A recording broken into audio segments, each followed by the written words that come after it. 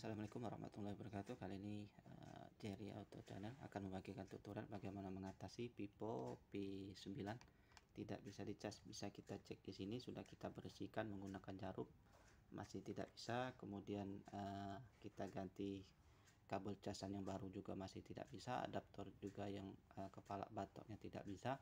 Berarti permasalahan ada di handphone kita. Misalnya kita cek di sini sudah ada kompel di bagian kiri kanannya. Untuk jalur cas biasanya di bagian kiri kanan. Jadi kalau kiri kanannya sudah agak patah, kita bersihkan masih tidak bisa, jadi ini kita harus ganti. Untuk penggantian mudah, murah.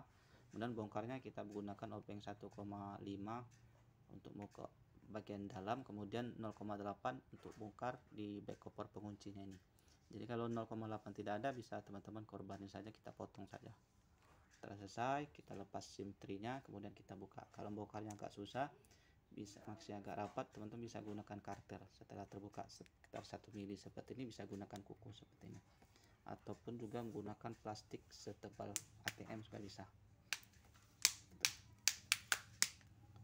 Setelah selesai, jangan langsung ditarik, soalnya di sini ada fingerprint kabel fleksibelnya.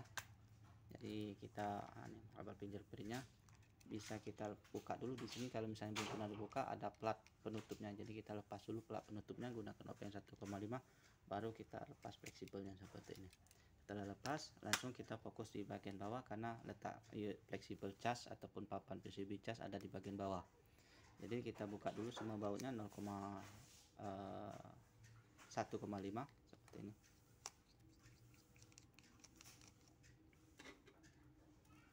Sini sudah kita sisakan satu saja. Setelah selesai bautnya kita lepas, langsung saja kita angkat seperti ini. Ini speaker musik sudah lepas. Kemudian di sini ada PCB, PCB cas. Jadi kalau misalnya PCB cas ini kita ganti, biasanya tidak original lagi. Jadi kalau ada original, ada banyak komponen IC seperti ini. Nah, ini original. Kemudian di sini kalau misalnya yang baru, PCB cas yang baru tidak ada yang bulat, ini teman-teman bisa pindahin ke PCB yang baru. Di sini adalah fungsinya sebagai vibrator ataupun gitar. Di sini adalah yang segi 4 ini ada mikrofon, jadi untuk bikin suara kita supaya didengar orang. Kemudian di sini adalah untuk handset, konektor handset. Jadi kalau salah satu ini rusak, di sini misalnya untuk cas, di sini untuk mikrofon, di sini untuk handset. Jadi bisa kita ganti PCB cas ini saja. Jadi banyak fungsinya di bagian bawah. Di sini untuk gitar, bukan gitar, di sini untuk speaker musik, nyambungnya ada min plusnya. Kemudian untuk melepasnya bisa kita lepas dulu untuk fleksibelnya seperti ini. Bisa kita lepas, kemudian bisa kita langsung angkat untuk PCB-nya. Nah, di sini hanya dilem saja, dilem double tip di bagian bawahnya.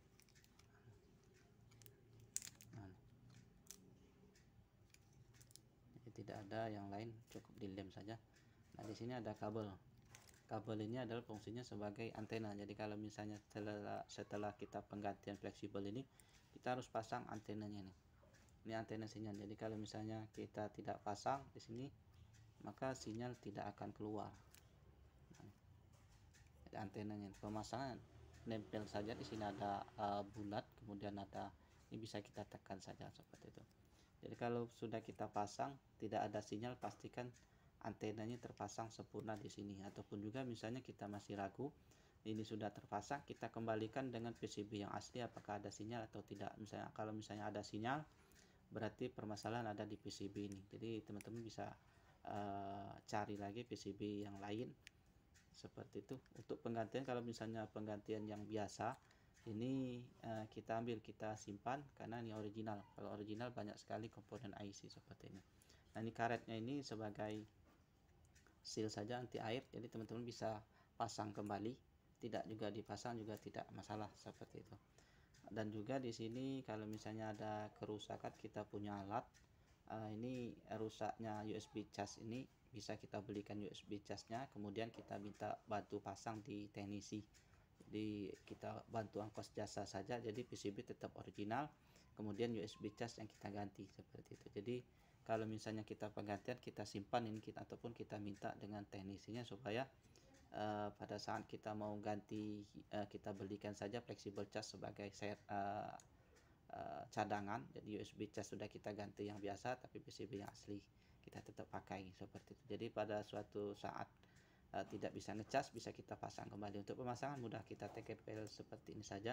Ini tidak kita pasang juga tidak masalah. Kemudian kita taruh seperti ini, kita pasang fleksibelnya, kemudian antenanya kita pasang lagi seperti itu. Itu untuk pemasangannya. Jangan lupa nih, antena harus kita pasang. Kalau tidak kita pasang, maka sinyal tidak akan keluar, jadi input kita tidak ada sinyal seperti itu. Ini agak sampai ada bunyi masuk untuk kabelnya. Kalau tidak belum masuk, biasanya sering lepas, itu tiba-tiba belum terpasang. Baiknya kita pasang dulu yang antenanya supaya kita lebih gampang. Sudah pasang antena, baru kita pasang di himpunan. Sudah pasang seperti ini, kita masukkan di alurnya, kemudian kita pasang seperti ini. Kita pasang fleksibel, nanti kita pasang rapiin di alurnya pada saat pasang koper seperti itu. Kemudian bisa kita tutup kembali, kemudian bisa kita baut kembali seperti itu. Setelah kita baut, baru kita tutup lagi seperti ini. Jangan lupa ini pemasangan fingerprint, jangan sampai putus. Jadi kalau putus, kita tidak bisa memfungsikan kembali untuk fingerprintnya. Kita tarik sedikit, kemudian kita pasang, jangan terlalu banyak, pegang seperti ini, kita pasang.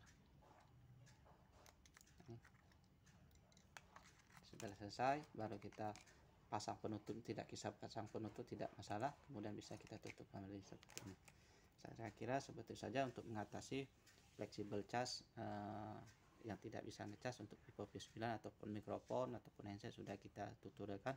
Semoga bisa manfaat. Sampai jumpa di video selanjutnya. Assalamualaikum warahmatullahi wabarakatuh.